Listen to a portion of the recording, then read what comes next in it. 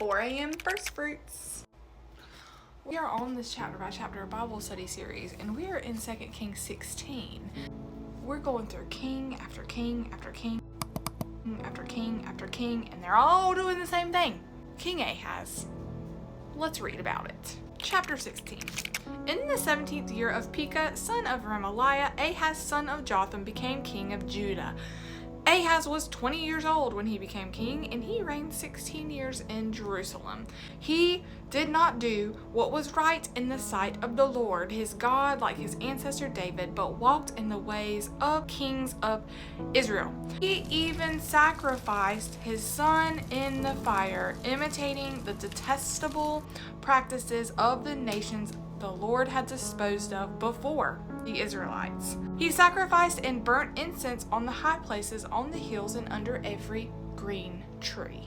In verse 5, then Aram's king Rezin and Israel's king Pekah, they were working together, son of Remaliah, came to wage war against Jerusalem. They besieged Ahaz, but were not able to conquer him. Things were not looking too good for Ahaz. So Ahaz sent messengers to King Tiglath-Pileser of Assyria, saying, I am your servant and your son. March up and save me from the grasp of the king of Aram and the king of Israel, who are rising up against me.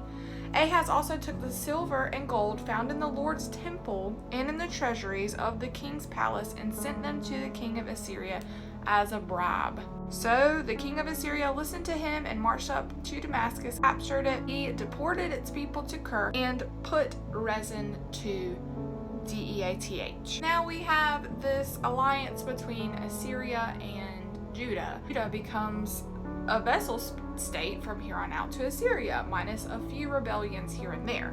Well, in verse 10, King Ahaz went to Damascus to meet King Tiglath of Assyria. When he saw the altar that was in Damascus, King Ahaz sent a model of the altar and complete plans for its construction to the priest Uriah. He saw that altar and he fancied it, and he was like, you know what, I want one like it. However, it's an issue because the Lord demanded the temple to be a certain way, the altar to be a certain way, and he tells us not to depart from it, and we're going to get to that demand here pretty soon.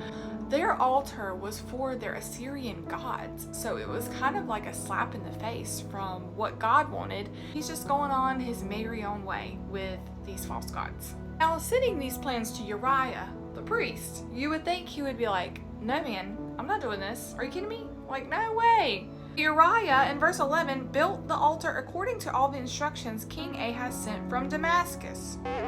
Therefore, by the time King Ahaz came back from Damascus, the priest Uriah had completed it. When the king came back from Damascus, he saw the altar. Then he approached the altar and ascended it. He offered it his burnt offerings and his grain offerings, poured out his drink offerings, and splattered the blood of his fellowship offerings on the altar.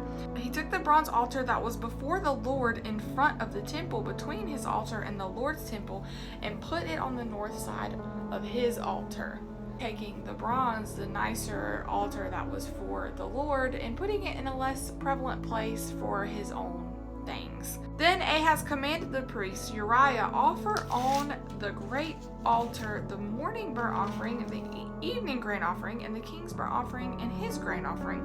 Also offer the burnt offerings of all the people of the land, their grain offering and their drink offering. Splatter on the altar all of the blood of the burnt offering and all of their blood from sacrifice. The bronze altar will be for me to seek guidance, to be an oracle, to completely desecrate the Lord's temple. To satisfy the king of Assyria, he removed from the Lord's temple the Sabbath canopy they had built in the palace, and he closed the outer entrance for the king. This man is doing all of this to satisfy another king. Not only that, but he has sacrificed his son in the fire. He completely desecrated the Lord's temple. He took things off, he moved things, and the people bringing their sacrifices, they think that they are atoning for their sins for God. And then it's not even for God. Let's mosey on over to Deuteronomy 12. Verse 1, be careful to follow these statutes and ordinances in the land that the Lord, the God of your fathers, has given you to possess all of the days you live on the earth. Destroy completely all the places where the nations you are driving out worship their gods, on the high mountains, on the hills, on and under every green tree. Tear down the altars, smash their sacred pillars, burn their Asherah poles, cut down the carved images of their gods, and wipe out their names from every place. Don't worship the Lord your God this way. Instead, turn to the place the Lord your God chooses from all your tribes to put his name for his dwelling, and go there. You are to bring there your burnt offerings and sacrifices, your tenths, your personal contributions, your vow offerings and freewill offerings, and the firstborn of your herds and flocks. And why do we do that? Well, it tells you in verse 7, you will eat there in the presence of the Lord your God. You were able to eat in the presence of God. And rejoice with your household in everything you do, because the Lord your God has blessed you. And then if you go all the way down in Deuteronomy 12, verse 30, be careful not to be ensnared by their ways after they have been destroyed before you. Do not inquire about their gods, asking, how did these nations worship their God? I'll also do the same. You must not do the same to the Lord your God, because they practice every detestable act which the Lord hates for their gods. They even burn their sons and daughters in the fire to their gods. Be careful to do everything I command you. Do not add anything, and do not take anything away from it. What a constant downhill spiral for Israel and Judah. Uriah, hello? Why didn't you stand up for the Lord? That was a very faithless leadership that he showed there. This detestable practice of child sacrifice was in order to appease a deity. In order to bring success, the greater the sacrifice, the greater reward.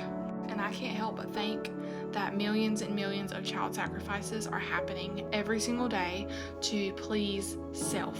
And how often do we look at other people and what they have and fancy that more and create an altar around that in our own life because we like what that looks like? I truly believe that Deuteronomy listed do not be ensnared by it, because people can be entrapped by it.